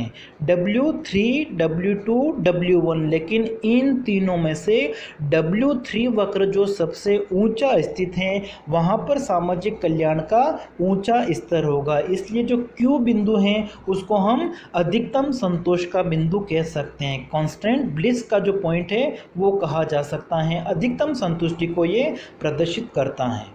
आर बिंदु जो है वो परेटो अनुकूलतम बिंदु है, क्यू बिंदु भी परेटो अनुकूलतम बिंदु है, लेकिन एक बिंदु का हम चयन नहीं कर सकते हैं परेटो अनुकूलतम के द्वारा।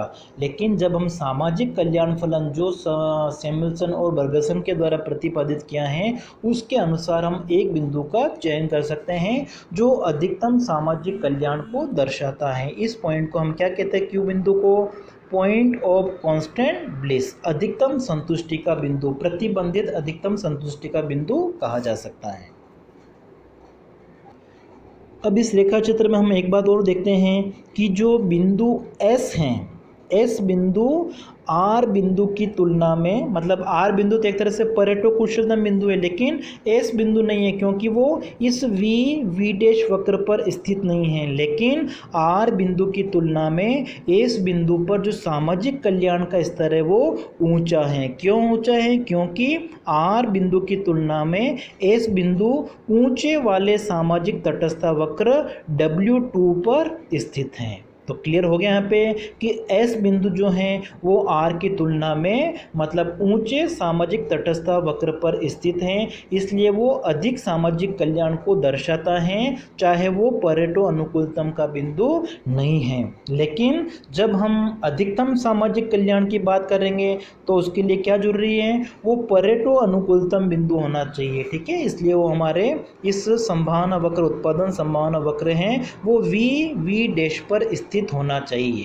क्लियर हो गया? इसलिए क्यू बिंदु जो है वो अधिकतम संतुष्टि का बिंदु हम कह सकते हैं। सबसे पहले अगर हम कल्याणकारी अर्थशास्त्र में प्रथम मौलिक प्रमेय की अगर बात करें, first fundamental theorem of welfare, तो ये जो थ्योरम है, ये जो प्रमेय है, वो एक तरह से क्या बताती हैं कि जब प्रतिस्पर्धी बाजार में जो कॉम्पिटिटिव मार्केट होता है, पूर्ण प्रतिस्पर्धा बाजार होता है, उसमें संतुलन की जो स्थिति होती है, इक्विलिब्रियम की जो स्थिति होती है, तो संतुलन की स्थिति में क्या होता है, जो संतुलन होता है वो परेटो अनुकूलतम होता है, परेटो ऑप्टिमम होता है। ठीक है, परेटो ऑप्टिमम का मतलब क्या हो गया कि जब हम परेटो अनुकूलतम की बात करते हैं तो 3 तरह की इसमें शर्तें पूरी होती हैं। ठीक है, 3 मार्जिनल कंडीशन हैं, 3 सीमांत शर्तें हैं, वो जहाँ पे पूरी होती हैं उसको हम क्या कहते हैं, परेटो अनुकूलतम कहते हैं। तो सबसे पहले ये जो प्रमेय हैं, ये जो थ्योरम है, वो एक तरह से क्या बताती हैं कि जो कॉम्पिटिटिव मार्केट में इक्विलिब्रियम होता है, प्रतिस्पर्धी बाजार में संतुलन की जो स्थिति होती है वो संतुलन की स्थिति किसको बताती है? परेटो ऑप्टिमम को बताती हैं, परेटो अनुकूलतम को दर्शाती हैं। और परेटो अनुकूलतम का मतलब क्या हो गया? बाजार में 3 प्रकार की जो सीमांत शर्तें हैं, संतुलन है, वो पूरी होती हैं। इसमें फर्स्ट आपका कौन सा है? इफिशिएंसी इन कंजप्शन, हिंदी में इसको हम कहेंगे उपभोग में दक्षता। और उपभोग में एफिशिएंसी दक्षता कब प्राप्त होती है? जब दो उपभोक्ता, माना कि दो उपभोक्ता हैं ए एवं बी, तो दोनों की जो प्रतिस्थापन की सीमांत दर है MRS, जिसको हम कहते हैं marginal rate of substitution, XY दो वस्तुएं हैं, ए उपभोक्ता के लिए बराबर होने चाहिए किसमें?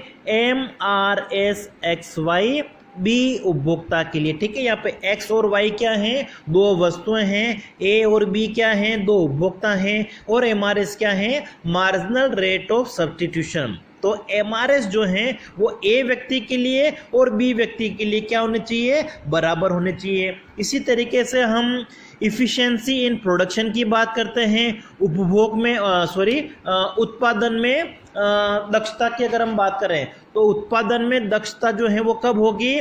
जब दो उत्पादकों के लिए जो MRTS हैं, दो साधनों के संदर्भ में L और K, ये बराबर होने चाहिए। ठीक है, दो अगर फर्में हैं A और B, तो A और B फर्म के लिए MRTS LK जो है वो क्या होने चाहिए? बराबर होने चाहिए। तीसरा आपका जो है इफिशिएंसी इन प्रोडक्ट मिक्स की अगर हम बात करें, ठीक है, जिसमें हम कंजप्शन और प्रोडक्शन, उत्पादन और उपभोग का जो मिश्रण लेते हैं, तो उसमें हमारी जो शर्त है वो क्या होती है? MRS XY जो है वो MRT XY के बराबर होनी चाहिए। ठीक है, तो जो हमारी प्रथम प्रमेय है वो एक तरह से क्या बताती है कि जो प्रतिस्पर्धी बाजार में संतुलन की स्थिति होती है उसमें परेटो अनुकूलतम होता है। मतलब जो संतुलन होता है वही एक तरह से क्या होता है? परेटो अनुकूलतम होता है। मतलब ये वास्तविक स्थिति को बताती हैं। जस्टिस मतलब जो न्याय की हम बात करते हैं उसके बारे में नहीं बताती हैं। ठीक है, मतलब जो संतुलन है वो सामाजिक रूप से वांछनीय है या नहीं है, इस बात की कोई गारंटी इसमें नहीं होती है। जैसे कि अगर हम एग्जाम्पल के लिए कहें कि एक व्यक्ति के पास में सब कुछ है लेकिन दूसरे व्यक्ति के पास में अगर कुछ भी नहीं है, ठीक है, इससे इसका कोई मतलब नहीं होता है। अब देखिए, इसको एक तरह से हम क्या कहते हैं? अदृश्य हाथ की अवधारणा भी कहते हैं, क्योंकि ये क्या मानती हैं कि जो अर्थव्यवस्था है उसमें सरकार का कोई हस्तक्षेप नहीं होता है। मतलब जो परेटो अनुकूलतम होता है उसमें सरकारी हस्तक्षेप नहीं होता है। मतलब सरकारी हस्तक्षेप के बिना किस प्रकार से अर्थव्यवस्था में सामाजिक कल्याण स्थापित होता है उसके बारे में ये हमारी प्रमेय बताती हैं। अब देखिए, इस प्रमेय की जो मुख्य मान्यताएं हैं, ठीक है, मान्यताओं की अगर हम बात करें, इसमें क्या माना गया है कि जो प्रतिस्पर्धी बाजार है, ठीक है, प्रतिस्पर्धी बाजार का मतलब एक तरह से क्या हो गया? जिसमें ट्रांजैक्शन कॉस्ट नहीं होती है, ठीक है, वस्तुओं का लेन देन करने की लागत नहीं होती है, और जो उपभोक्ता होते हैं, उत्पादक होते हैं, मतलब क्रेता और विक्रेताओं को बाजार के बारे में परफेक्ट इंफॉर्मेशन होती है, पूर्ण जानकारी होती है। जैसे एग्जांपल के लिए का एक व्यक्ति को मकान खरीदना है तो उसको मकान के बारे में पूरी जानकारी होती है कि किस एरिया में किस रेट में मकान मिल रहा है, उसकी क्या पसंद है उसके हिसाब से। ठीक है, मतलब उसको मकान देखने की जो लागत होती है, लेन देन की लागत, वो एक तरह से नहीं पाई जाती है। इसी तरीके से जो उत्पादक के मकान बनाने वाले जो बिल्डर हैं उनको भी एक तरह से पता है कि लोग किस प्रकार का मकान खरीदेंगे, किस प्राइस की रेंज में वो खरीदेंगे। मतलब परफेक्ट इंफॉर्मेशन होती है दोनों के पास में, प्रोड्यूसर के पास में भी होती है, कंज्यूमर के पास में भी होती है। उत्पादक और उपभोक्ताओं को बाजार के बारे में पूरी जानकारी होती है। अब देखिए, पूर्ण प्रतिस्पर्धा की अगर हम बात कर रहे हैं तो इसमें जो फर्में होती हैं और जो उपभोक्ता होते हैं वो एक तरह से क्या होते हैं? प्राइस टेकर होते हैं। जो प्राइस दी होती है उसको वो स्वीकार करते हैं। मतलब फर्म एक तरह से क्या होती हैं? कीमत स्वीकारक होती हैं। क्योंकि हम प्रतिस्पर्धा की बात कर रहे हैं तो प्रतिस्पर्धा का मतलब क्या हो गया? जिसमें एकाधिकार नहीं होता है, मोनोपोली नहीं होती है, ओलिगोपोली अल्पाधिकार की स्थिति नहीं होती है, मोनोपोलिस्टिक कंपटीशन एकाधिकारी प्रतिस्पर्धा नहीं होती। देखिए, बाजार के बारे में जब आप पढ़ते हो तो बाजार को हम क्या करते हैं? मुख्य रूप से दो भागों में बांटते हैं। एक तरफ तो आपका कौन सा होता है? प्रतिस्पर्धी बाजार, ठीक है, कम्पिटिटिव मार्केट, ये आपका कौन सा है, कम्पिटिटिव मार्केट। और दूसरा आपका कौन सा होता है, गैर प्रतिस्पर्धी, नॉन कम्पिटिटिव। और नॉन कम्पिटिटिव में आपके कौन कौन से आ जाएंगे, ओलिगोपोली आ जाएगा, मोनोपोली आ जाएगा, मोनोपोलिस्टिक कंपटीशन आ जाएगा। तो हम यहाँ पे प्रथम प्रमेय में किसकी बात कर रहे हैं, प्रतिस्पर्धी बाजार की, कम्पिटिटिव मार्केट की। और कम्पिटिटिव मार्केट आपका कौन सा है, परफेक्ट कंपटीशन मार्केट हम कहेंगे यहाँ पे, ठीक है। तो परफेक्ट कंपटीशन मार्केट में क्या होती हैं, फर्में कीमत स्वीकारक होती हैं, जो क्रेता और विक्रेता हैं उन्हें बाजार के बारे में पूरी जानकारी होती है, परफेक्ट उनके पास में इंफॉर्मेशन होती है। साथ ही साथ यहाँ पे क्या माना गया है कि प्रत्येक वस्तु के लिए यहाँ पे एक इफिशिएंट बाजार होता है, मतलब जो सभी प्रकार की वस्तुओं का बाजार में उत्पादन होता है। वस्तुओं की प्रकृति क्या होती है, एक तरह से प्रतिस्पर्धी होती हैं, ठीक है। प्रतिस्पर्धी का मतलब क्या हो गया, जितनी भी वस्तुओं का अर्थव्यवस्था में उत्पादन हो रहा है उनके लिए बाजार, पर्याप्त मात्रा में बाजार भी उपलब्ध होता है। मतलब जो वस्तु उत्पादित की जाएगी वो एक तरह से क्या होगी, उसकी बिक्री होगी। संपूर्ण बाजार में एक ही वस्तु की जो कीमत है वो क्या होगी, समान कीमत होगी। तो ये कुछ इसकी मान्यताएं हैं। साथ ही इसमें जैसे कि जो एक्सटर्नलिटीज होती हैं वो नहीं होती हैं। संतुलन जो होता है वो कहाँ पे होता है, प्राइस जो है वो मार्जिनल कॉस्ट के इक्वल होती हैं। तो हमारी जो प्रथम प्रमेय है एक तरह से वो क्या बताती हैं कि जब पूर्ण प्रतियोगिता बाजार में ये जो संतुलन की स्थिति होती है, तो संतुलन की जो स्थिति होती है वो एक तरह से क्या होती है, परेटो ऑप्टिमम होती हैं, परेटो अनुकूलतम को दर्शाती हैं। तो प्रतिस्पर्धी बाजार में परेटो अनुकूलतम होगा संतुलन की स्थिति में। इसी को हम क्या कहते हैं, प्रथम प्रमेय कहते हैं, first fundamental theorem of welfare economics.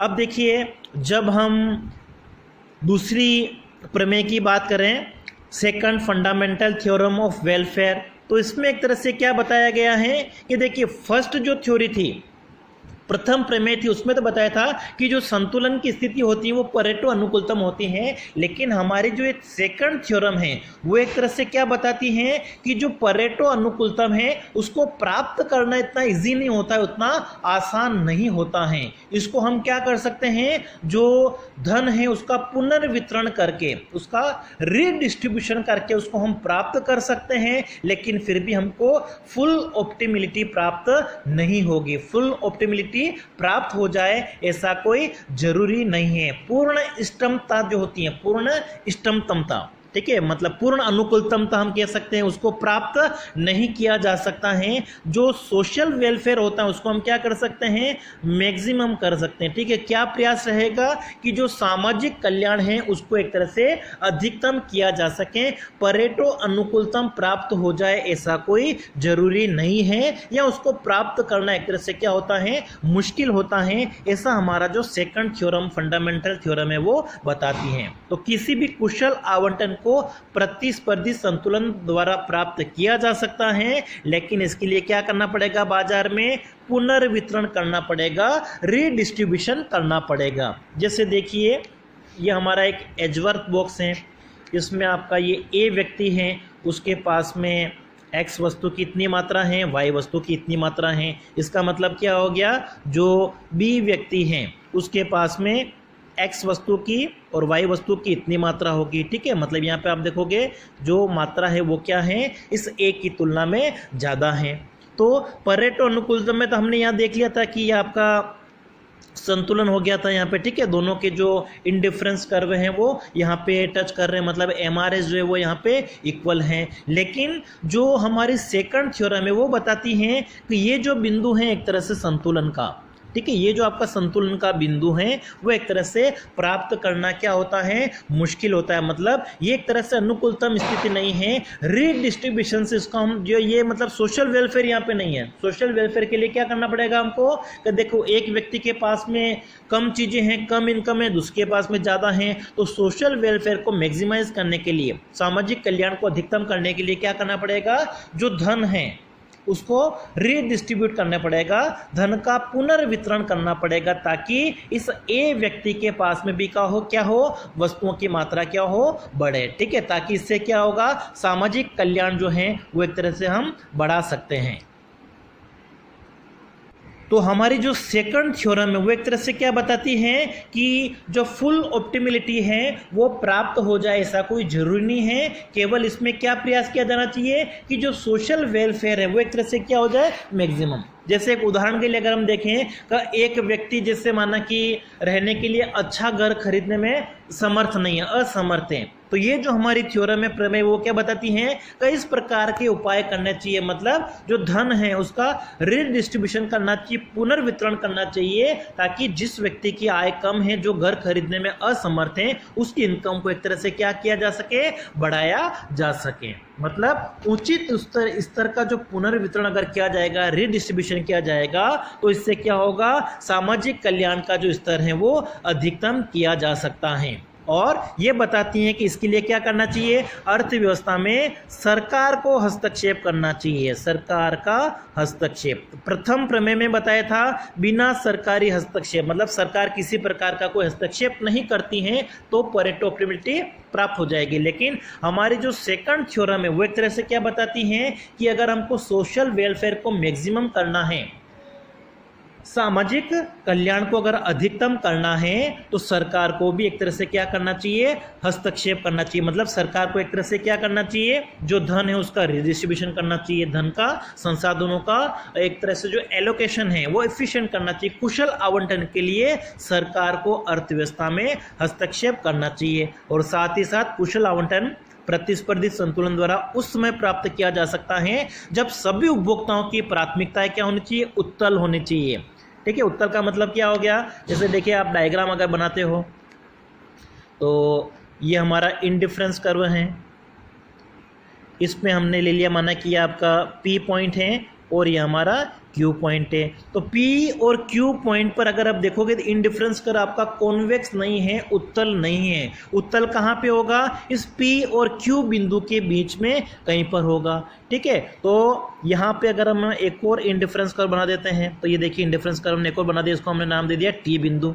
तो यहाँ पर अगर आप देखोगे तो जो T बिंदु हैं, रीडिस्ट्रीब्यूशन से अगर टी बिंदु को प्राप्त किया जा सकता है तो इससे क्या होगा, सोशल वेलफेयर क्या होगा, मैक्सिमम होगा, क्योंकि अब इससे उपभोक्ता क्या हो गया, ऊंचे वाले इंडिफरेंस कर्व पर चला गया। और टी बिंदु पर हमारा जो इंडिफरेंस कर्व है वो कैसा है, जो तटस्थ वक्र आपका है, उदासीनता वक्र है, वो कैसा है, एक तरह से कॉन्वेक्स है। तो ये एक तरह से क्या बताता है कि जो प्राथमिकताएं हैं वो किस प्रकार की होनी चाहिए, कॉन्वेक्स होनी चाहिए। ठीक है, तभी हम क्या कर सकते हैं, जो कुशल आवंटन है उसको हम प्राप्त कर सकते हैं, एफिशिएंट एलोकेशन को प्राप्त कर सकते हैं। तो फर्स्ट थ्योरम में एक तरह से परेटो अनुकूलतम को बताती हैं, जबकि सेकंड थ्योरम में बताया गया था कि परेटो अनुकूलतम जो होता है वो उसको प्राप्त करना इतना इजी नहीं होता है, लेकिन रीडिस्ट्रीब्यूशन करके जो इनकम होती है, धन होती है, उसका रीडिस्ट्रीब्यूशन करके हम क्या कर सकते हैं, फुल ऑप्टिमिलिटी को प्राप्त नहीं कर सकते, लेकिन जो सोशल वेलफेयर होता है उसको मैक्सिमम किया जा सकता है। तो आज की क्लास में इतना ही, धन्यवाद। Theory of the second best के बारे में हम पढ़ेंगे। देखिए हमने परेटो अनुकूलतम जो पढ़ा था, ठीक है, जो क्या बताता है कि एक अर्थव्यवस्था में अधिकतम सामाजिक कल्याण या आर्थिक कुशलता की जो स्थिति है, ठीक है, उसको हम कैसे प्राप्त कर सकते हैं। और उसके अनुसार यदि उत्पादन संभावना सीमा के अंदर अगर हम एक बिंदु से ऊपर स्थित बिंदु की ओर चलते हैं तो इसका मतलब क्या है, सामाजिक कल्याण में वृद्धि होती है। ठीक है, लेकिन ये जो हमारा परेटो अनुकूलतम था वो पूर्ण प्रतिस्पर्धा बाजार की कल्पना पे आधारित था। ठीक है, लेकिन 1956 में प्रोफेसर रिचर्ड लिप्से और लंकास्टर हैं, इन्होंने क्या बताया, वास्तविक जीवन में अगर हम देखते हैं तो पूर्ण प्रतियोगिता कम पाई जाती है। ठीक है, अगर कोई अन्य प्रकार का बाजार है जैसा कि एकाधिकार है या फिर अपूर्ण प्रतियोगिता की स्थिति है, या जब एकाधिकार या अपूर्ण प्रतियोगिता की स्थिति होती है तो ऐसी स्थिति में परेटो अनुकूलतम की जो शर्तें हैं या उन सभी शर्तों को पूरा करना संभव नहीं होता है। ठीक है, और पूरा करना संभव अगर नहीं होता है तो ऐसी स्थिति में अधिकतम सामाजिक कल्याण की जो स्थिति है उसको हम प्राप्त नहीं कर सकते हैं। ठीक है, वो क्या बताते हैं कि यदि इन शर्तों को सभी बाजारों में पूरा करना संभव नहीं होता है तो ऐसी स्थिति में अधिकतम सामाजिक कल्याण के लिए, ठीक है, क्या करना चाहिए, द्वितीय सर्वोत्तम की जो स्थिति है उसको प्राप्त करने का प्रयास करना चाहिए। ठीक है, और वो क्या बताते हैं कि द्वितीय सर्वोत्तम की जो स्थिति है, ठीक है, द्वितीय सर्वोत्तम जो हल है वो सामाजिक कल्याण में वृद्धि नहीं करेगा। ठीक है, क्लियर हो गया कि परेटो अनुकूलतम बताता है पूर्ण प्रतियोगिता की स्थिति में अनुकूलतम स्थिति को हम कैसे प्राप्त कर सकते हैं, अधिकतम सामाजिक कल्याण की स्थिति को प्राप्त कैसे कर सकते हैं। लेकिन अन्य बाजार एकाधिकार है या अपूर्ण प्रतियोगिता है, वहाँ पर अगर हम अधिकतम सामाजिक कल्याण की स्थिति का अगर निर्धारण करने में असफल हो जाते हैं या उनका निर्धारण नहीं कर पाते हैं, तो ऐसी स्थिति में प्रोफेसर जो लिप्से और लंकास्टर वो क्या कहते हैं, द्वितीय सर्वोत्तम जो स्थिति है उसको प्राप्त करने का प्रयास करना चाहिए। ठीक है, इसके अनुसार यदि सभी सीमांत शर्तें संतुष्ट नहीं होती हैं तो सामाजिक कल्याण के लिए अपेक्षाकृत ऊंचे स्तर को प्राप्त करने के लिए कभी कभी उत्पादन संभावना वक्र के अंदर की ओर चलन को भी अच्छा समझा जाता है। ठीक है, जबकि परेटो अनुकूलतम क्या कहता है कि उत्पादन संभावना वक्र के अगर हम नीचे स्थित हैं तो ऊंचे बिंदु पर पहुंचना एक तरह से सामाजिक कल्याण में वृद्धि करेगा। लेकिन इन्होंने क्या बताया, या द्वितीय सर्वोत्तम सिद्धांत क्या कहता है कि ऐसा होना हमेशा कोई जरूरी नहीं है। ठीक है, कभी कभी क्या होती है, उत्पादन संभावना वक्र के अंदर की ओर अगर चलन है, ठीक है, जैसे इस बिंदु से हम इधर की ओर जाते हैं या इधर की ओर जाते हैं, ठीक है, तब भी क्या हो सकता है, अच्छा हो सकता है। ठीक है, और इस सिद्धांत के लिए एक मान्यता ली गई है। ठीक है, यह जो सिद्धांत है, ठीक है, वो कब क्रियाशील होता है, जब विभिन्न बाजार जो होते हैं वो एक तरह से क्या होते हैं, घनिष्ठ रूप से एक दूसरे से संबंधित होते हैं। ठीक है, वो बाजार क्या करते हैं, या तो पूरक बाजार कह सकते हैं, ठीक है, जिनके द्वारा उत्पादित वस्तुओं की जो मांग है, ठीक है, वो एक दूसरे की मांग के ऊपर निर्भर करती हैं, या फिर दूसरा बाजार जो एक उत्पादक को मध्यवर्ती वस्तुओं का पूर्ति करता है। ठीक है, जैसे हम वाहन उद्योग की बात करते हैं तो वाहन उद्योग के लिए जो टायर निर्माण करने वाला उद्योग है वो एक तरह से क्या हो गया है, मध्यवर्ती वस्तु का उत्पादक हो गया है। तो इस तरीके से जो उत्पादक होते हैं, ठीक है, इस तरीके के बाजार जो होते हैं उनमें घनिष्ठ रूपता अधिक पाई जाती है। ठीक है, तो वहाँ पर जो है ये सिद्धांत एक तरह से क्रियाशील होता है।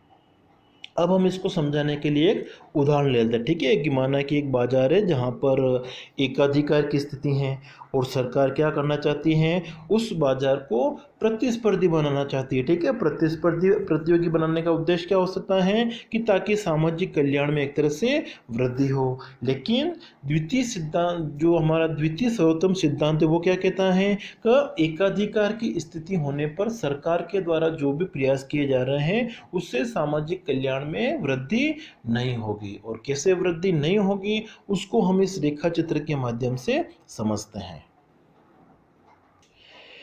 इस रेखा चित्र में ओ एक्स अक्ष पर हमने वस्तु x की मात्रा ली हुई है और ओ वाई अक्ष पर वस्तु y की मात्रा है। ठीक है, और ये जो हमारा P1 उत्पादन संभावना वक्र है, समाज का उत्पादन संभावना वक्र है। ठीक है, समुदाय का हम उत्पादन संभावना वक्र कह सकते हैं। और W1 W2 W3, ठीक है, एक तरह से क्या है, सामाजिक कल्याण फलन है। ठीक है, या जिसको हम कह सकते हैं समुदाय अनधिमान वक्र। ठीक है, समुदाय के तटस्थ वक्र हैं W1 W2 W3। W3 जो है वहाँ पर सबसे ज़्यादा सामाजिक कल्याण होता है, उसके बाद में W2 पर थोड़ा कम है और W1 पर सामाजिक कल्याण जो वो सबसे कम है। ठीक है, मतलब W1 से W2 और W2 से W3 की ओर अगर जाते हैं तो ऊंचा जो वक्र है वो अधिक सामाजिक कल्याण को प्रदर्शित करता है। ठीक है, अब हम देखते हैं कि H बिंदु जो है, ठीक है, उसमें हमारा जो तटस्थ वक्र है समुदाय का वो क्या है, W3 है। तो H बिंदु जो है वहाँ पर अगर हम देखते हैं तो परेटो अनुकूलतम की जो शर्त है MRSXY इक्वल टू MRTXY।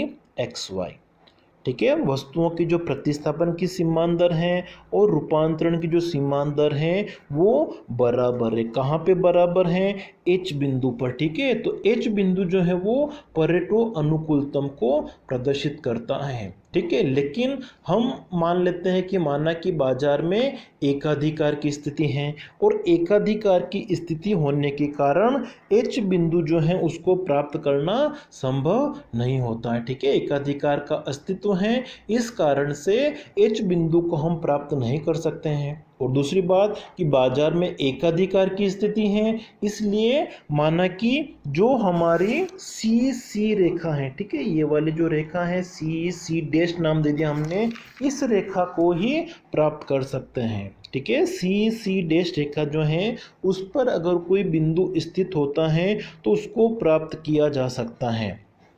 अब हम मान लेते हैं कि मानक की जो अर्थव्यवस्था है इस स्थिति में एल बिंदु पर स्थित है। तो हमारा सिद्धांत क्या कहता है कि अर्थव्यवस्था जो है एल बिंदु से ए बिंदु की तरफ अगर जाती हैं या फिर एल बिंदु से अगर बी बिंदु की तरफ अगर जाती हैं तो ये स्थिति जो है वो अच्छी नहीं है। ठीक है, अर्थव्यवस्था को क्या करना चाहिए, अगर क्योंकि देखिए एल बिंदु से अगर वो ई बिंदु पर जाती हैं तो ई बिंदु जो है वो ऊंचे अनधिमान वक्र, ऊंचा जो हमारा तटस्थ वक्र है समाज का वहाँ पर स्थित है। ठीक है, मतलब W2 पर स्थित है।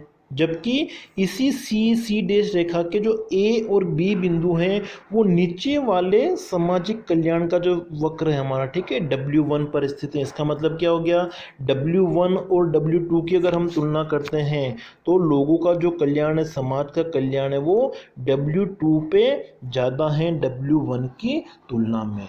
तो एल बिंदु से अगर हम ई बिंदु की ओर आते हैं तो ऐसी स्थिति में सामाजिक कल्याण जो है वो वृद्धि होती है। ठीक है, इसका मतलब ये जो सिद्धांत कहता है कि जो परेटो अनुकूलतम बिंदु हमारा एच है, अगर इसको प्राप्त नहीं किया जा सकता है तो ऐसी कंडीशन में सेकंड बेस्ट पॉइंट जो हमारा है, सेकंड बेस्ट स्तर कौन सा है, ई बिंदु जो है, ठीक है, वो सेकंड बेस्ट या हम कह सकते हैं द्वितीय सर्वोत्तम स्थिति को प्रदर्शित करता है। तो इसको प्राप्त करने का प्रयास करना चाहिए। ठीक है, इम्पॉसिबिलिटी थ्योरम क्या है, इस टॉपिक को हम डिस्कस करेंगे। सामाजिक कल्याण फलन के बारे में जो अलग अलग विचारधारा हैं, जो अलग अलग सामाजिक कल्याण फलन हैं, उसके बारे में हमने पिछली क्लासों में 3-4 क्लासों में हमने पूरा डिस्कस किया था। बर्गसन और सैमुअल्सन का जो सामाजिक कल्याण फलन है या अन्य जो भी सामाजिक कल्याण फलन हैं, अगर वो आपने वीडियो नहीं देखे हैं तो डिस्क्रिप्शन में आपको लिंक मिल जाएगा, वहां से जाके आप विभिन्न जो सामाजिक कल्याण फलन हैं उनको आप देख सकते हैं। आज की इस क्लास में हम सामाजिक कल्याण फलन जो सोशल वेलफेयर फंक्शन है उसके बारे में के.जे. एरो, ठीक है, अर्थशास्त्री केनेथ एरो के क्या विचार हैं उसके बारे में आज के इस वीडियो में हम डिस्कस करेंगे। सबसे पहले देखिए इसका नाम क्या है, एरोज इम्पॉसिबिलिटी थ्योरम। इसका मतलब क्या हो गया, जो असंभावितता सिद्धांत है, इम्पॉसिबिलिटी थ्योरम में किसने दिया था, एरो ने दिया था, इसलिए इसको हम क्या कहते हैं, एरो का असंभावना सिद्धांत, एरोज इम्पॉसिबिलिटी थ्योरम। के.जे. एरो के द्वारा एक बुक पब्लिश हुई थी इनकी 1951 में। बुक का क्या नाम था, social choice and individual value. इस बुक में उन्होंने सामाजिक कल्याण फलन के बारे में अपने विचार दिए थे, जिसको क्या कहा जाता है, एरो का असंभाव्यता सिद्धांत कहा जाता है, या इसको सामान्य असंभावना सिद्धांत भी कह सकते हैं, जनरल इम्पॉसिबिलिटी थ्योरम। अब देखिए सिद्धांत क्या है, जैसा कि हमने बर्गसन और सैमुअल्सन का जो सामाजिक कल्याण फलन पढ़ा है जो क्रमवाचक विचारधारा पे आधारित है, ठीक है, ऑर्डिनल अप्रोच जो है उसके आधारित है। मतलब कोई भी आप सामाजिक कल्याण फलन जो सोशल वेलफेयर फंक्शन हमने पहले पढ़े हैं वो सारे क्रमवाचक विचारधारा पे आधारित हैं, और उसमें सामाजिक कल्याण फलन को ज्ञात करने के लिए क्या किया गया था, जो व्यक्तिगत कल्याण फलन होता है उनका योग करके, ठीक है, जो व्यक्तिगत चयन का क्रम होता है उनका योग करके सामूहिक चयन का क्रम फॉर्म या जिसको हम सामाजिक कल्याण फलन कहते हैं उसको ज्ञात किया गया था। ठीक है, सामाजिक कल्याण फलन को अभी तक हमने जो भी फंक्शंस पढ़े हैं, फलन पढ़े हैं, उनको कैसे ज्ञात किया गया था? जो व्यक्तिगत कल्याण फलन है उनको हमने जोड़ लिया था और उनके जोड़ के आधार पर सामाजिक कल्याण फलन को ज्ञात किया गया था। ठीक है, लेकिन जैसे देखिए कैसे ज्ञात किया था, आपका जो सामाजिक कल्याण फलन है, ठीक है, वो क्या हो गया? Welfare function equal to utility from 1, utility from 2, utility from 3, मतलब जितनी भी यूनिट्स है उन सभी को हमने ऐड कर लिया था और इसके आधार पर हमने क्या किया था? सामाजिक कल्याण फलन को ज्ञात किया था। लेकिन जो प्रोफेसर एरो हैं इनका क्या मानना है कि व्यक्तिगत कल्याण फलन को जोड़ के सामूहिक कल्याण फलन, ठीक है, जो सामाजिक कल्याण फलन है उसको ज्ञात नहीं किया जा सकता है। उसके लिए एक तरह से क्या होता है? विरोधाभास की स्थिति उत्पन्न होती है। ठीक है, जब हम व्यक्तिगत कल्याण फलन को जोड़ के सामाजिक कल्याण फलन ज्ञात करते हैं तो इससे क्या होता है?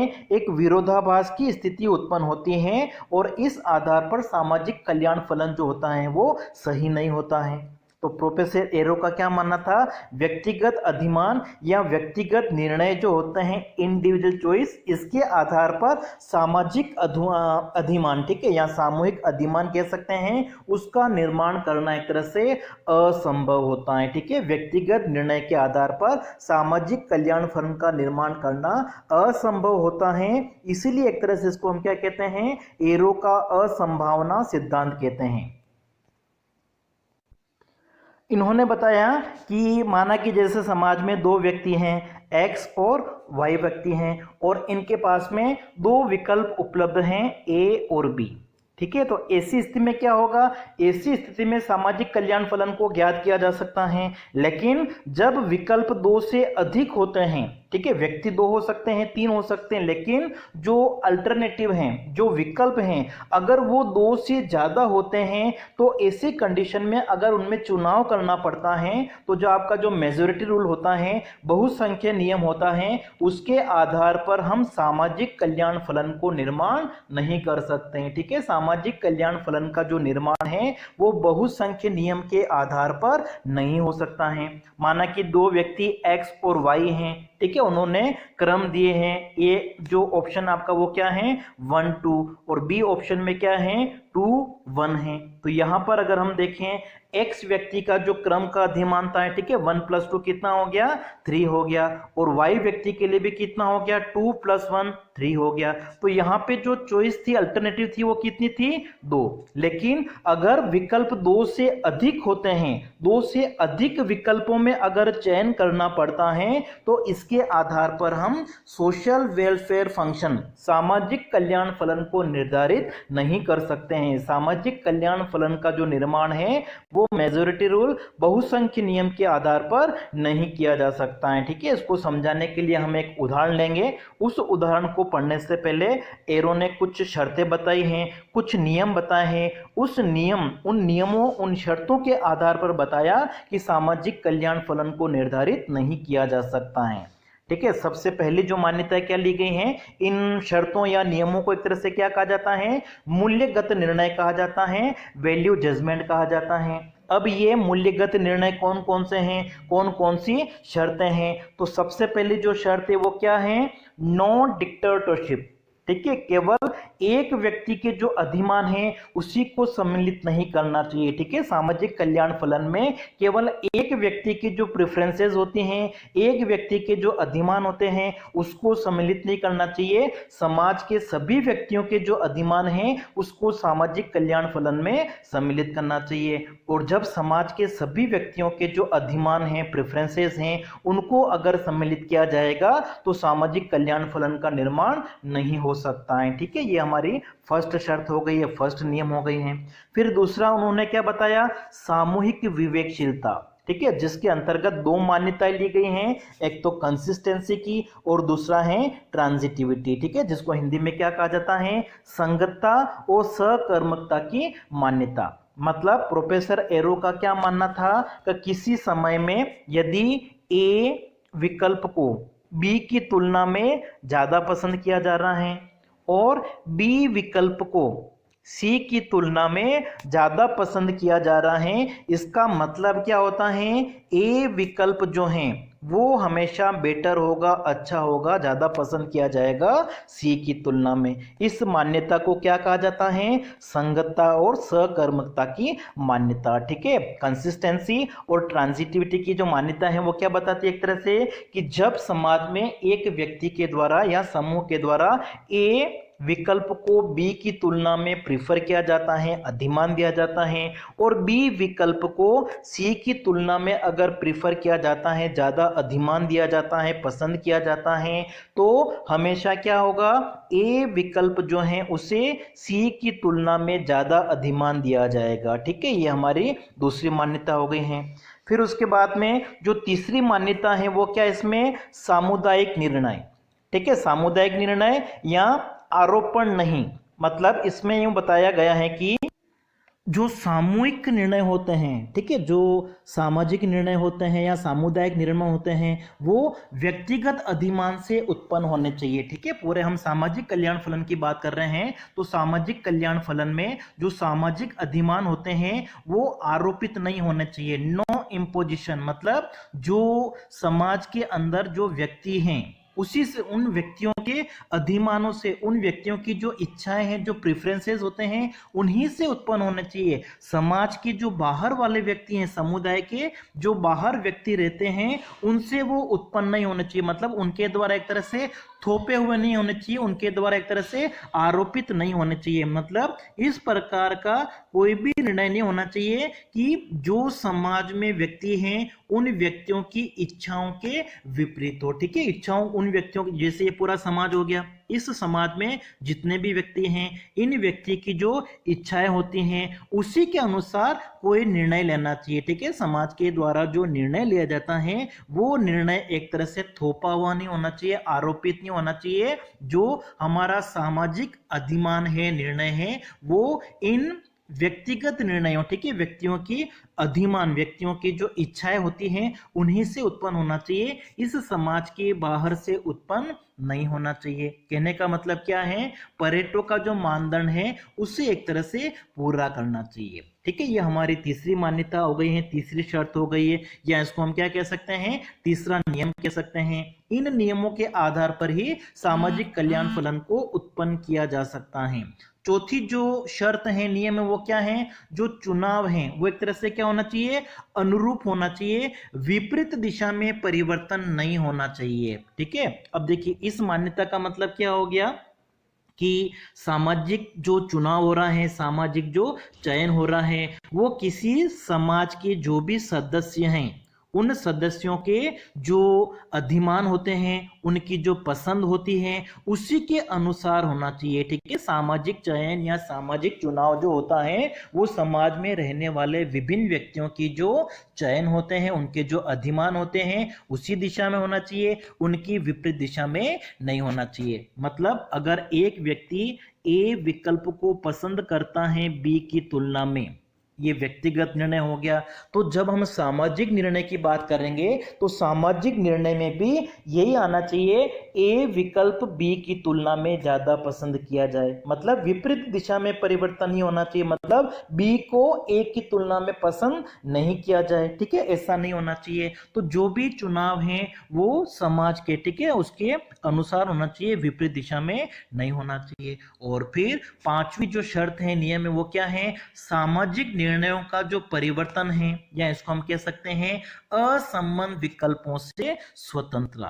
ठीक है, इसका मतलब क्या हो गया कि पूरे समूह में से किसी एक विकल्पों को अगर बाहर कर दिया जाए तो अन्य के ऊपर उसका किसी प्रकार का प्रभाव नहीं पड़ना चाहिए। ठीक है, इसका मतलब क्या हो गया, माना कि जैसे वोटिंग होती है, ठीक है, ए पार्टी है उसको माना कि 40% मत मिले हैं, वोट मिले हैं, बी जो पार्टी है उसको 35% वोट मिले हैं, सी पार्टी हमने ले ली है, इसको 20% वोट मिले हैं। अब यहाँ पर अगर हम देखें, ये तीन बड़ी पार्टियां हैं, बाकी छोटी छोटी पार्टियां और भी हो सकती हैं, लेकिन यहाँ पर अगर हम देखें तो ए पार्टी है वो क्या होगी, चुनाव जीत जाएगी। ठीक है, देखिए जो एरो का जो ये सिद्धांत था वो एक तरह से उन्होंने चुनाव जो होते हैं उसका उदाहरण लेके भी समझाया था। ठीक है, जिसको आगे हम देखेंगे। तो यहाँ पर अगर हम देखें ए पार्टी को 40% मत मिले हैं, वोट मिले हैं, तो इस आधार पर जनता का जो निर्णय है उसके अनुसार ए पार्टी जो है वो चुनाव जीत जाएगी। ठीक है, ए जो है यहाँ पे क्या है, बी की तुलना में ज्यादा है, और बी जो है वो सी की तुलना में ज्यादा है। तो इसका मतलब क्या हो गया, किसी अन्य समय में ए जो है वो बी या सी की तुलना में कम पसंद किया जाने वाला विकल्प नहीं हो सकता है। माना कि इन दोनों पार्टियों के वोट को अगर ऐड कर लिया जाए, जोड़ लिया जाए, तो कितना हो गया, 35 + 20 कितना हो गया आपका, ये 55% हो गया। और इस आधार पर क्या होगा, ए से ये आगे निकल जाएंगे, 55% वोट इनके पास में है। ठीक है, लेकिन एरो ने कहा कि ऐसा नहीं हो सकता है। ठीक है, तो इस मान्यता को एक तरह से हम क्या कहते हैं, असंबद्ध विकल्पों से स्वतंत्रता।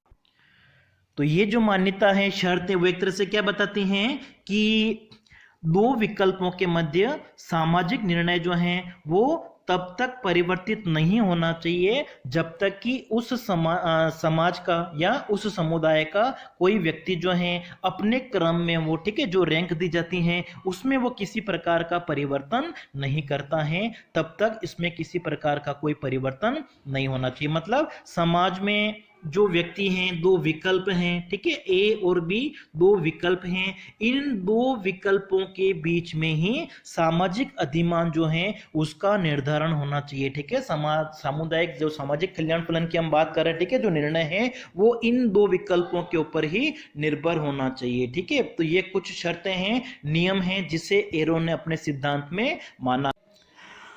अब देखिए एरो का जो सिद्धांत है उसको हम एक उदाहरण के माध्यम से समझ सकते हैं। ठीक है, जो वोटिंग होती हैं उसका उदाहरण लेके एरो ने अपने सिद्धांत को स्पष्ट किया है। मान लेते हैं तीन व्यक्ति हैं एक्स वाई जेड, और उनके जो तीन विकल्प हैं, तीन अल्टरनेटिव ऑप्शन उनके पास में अवेलेबल हैं, ए बी सी, जिसमें तीन अंक जो हैं वो सबसे ज्यादा प्रेफरेंस को दर्शा रहा है, दो जो नंबर हैं वो एक तरह से मिडिल, ठीक है, मध्यम प्रेफरेंस अधिमान हम कह सकते हैं, और सबसे कम पसंद का जो विकल्प उसके पास में ऑप्शन है उसको उन्होंने 1 अंक प्रदान किया है। तो व्यक्ति एक्स की अगर हम बात कर रहे हैं तो एक्स व्यक्ति जो है वो एक तरह से क्या करता है, ए ऑप्शन को ज्यादा पसंद करता है बी की तुलना में, और बी को ज्यादा पसंद करता है सी की तुलना में।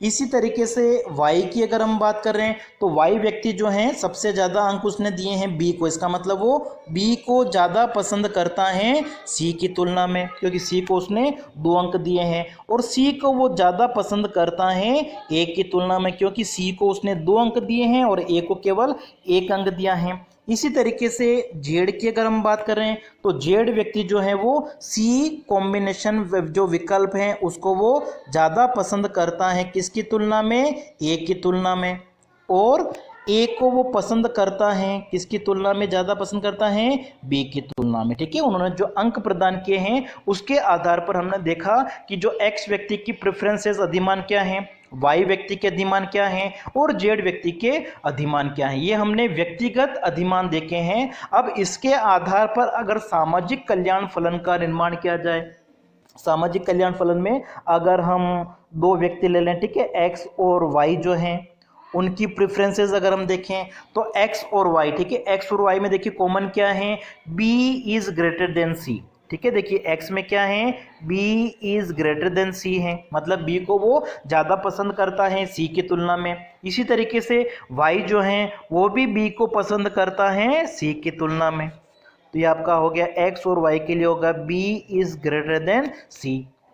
अब देखिए y और z में अगर हम देखें, ठीक है, y और z इन दोनों को अगर हम देखें तो इन दोनों में कॉमन क्या है, c को ज़्यादा पसंद किया जाता है किसकी तुलना में, a की तुलना में। ठीक है, ये देखिए, और x और z में अगर हम देखें तो a को ज़्यादा पसंद किया जाता है b की तुलना में। ठीक है। तो एक्स और वाई में क्या था, बी को ज़्यादा पसंद किया जा रहा था सी की तुलना में, और एक्स और जेड में अगर हम देखें तो ए को ज़्यादा पसंद किया जा रहा था किसकी तुलना में, बी की तुलना में। तो हमारी एक शर्त थी, नियम था, क्या नियम था, अगर ए को पसंद किया जा रहा है बी की तुलना में और बी को पसंद किया जाता है सी की तुलना में, इसका मतलब क्या होना चाहिए, ए हमेशा ज़्यादा पसंद किया जाएगा किसकी तुलना में, सी की तुलना में। ठीक है, लेकिन यहाँ पे ये हमारा जो नियम है, ये हमारी जो शर्त है वो गलत हो गई, क्योंकि यहाँ पे देखिए सी को ज़्यादा पसंद किया जा रहा है ए की तुलना में। इसका मतलब क्या हो गया, एरो का क्या मानना है कि ये हमारी जो मान्यता है संगतता की, कंसिस्टेंसी की जो मान्यता होती है, वो सामाजिक कल्याण फलन का जब निर्माण किया जाता है व्यक्तिगत कल्याण फलन के आधार पर, तो एक तरह से विरोधाभास उत्पन्न होता है। क्योंकि हमने क्या मान लिया था, अगर ए बी की तुलना में ज़्यादा पसंद किया जा रहा है और बी सी की तुलना में ज़्यादा पसंद किया जा रहा है, इसका मतलब ए को हमेशा सी की तुलना में ज़्यादा पसंद किया जाएगा। लेकिन यहाँ पर अगर हम देखें तो यहाँ पे सी को ए की तुलना में ज़्यादा पसंद किया जा रहा है, तो ये जो विरोधाभास उत्पन्न होता है, ठीक है, जिसको एक तरह से विरोधात्मक परिणाम कह सकते हैं, कॉन्ट्राडिक्टरी रिजल्ट कह सकते हैं, इस आधार पर एरो का कहना है कि व्यक्तिगत कल्याण फलन, जो व्यक्तिगत कल्याण फलन होता है, इंडिविजुअल वेलफेयर फंक्शन के बेसिस पर हम सामाजिक कल्याण फलन, जो सोशल वेलफेयर फंक्शन होता है, उसका निर्माण नहीं कर सकते हैं। उसका निर्माण एक तरह से करना क्या होता है, असंभव होता है। तो इस तरीके से हम कह सकते हैं कि एरो का क्या मानना है कि जो व्यक्तिगत कल्याण फलन होता है, इंडिविजुअल वेलफेयर फंक्शन का यूज करके हम सामाजिक कल्याण फलन को निर्धारित नहीं कर सकते हैं, जैसा कि बर्गरसन और सैमुअलसन ने किया था। इस तरीके से व्यक्तिगत जो कल्याण फलन है उनको जोड़ के सामूहिक कल्याण फलन, सामाजिक कल्याण फलन का निर्माण करना असंभव होता है, और इसीलिए इसको हम क्या कहते हैं, असंभावना सिद्धांत कहते हैं।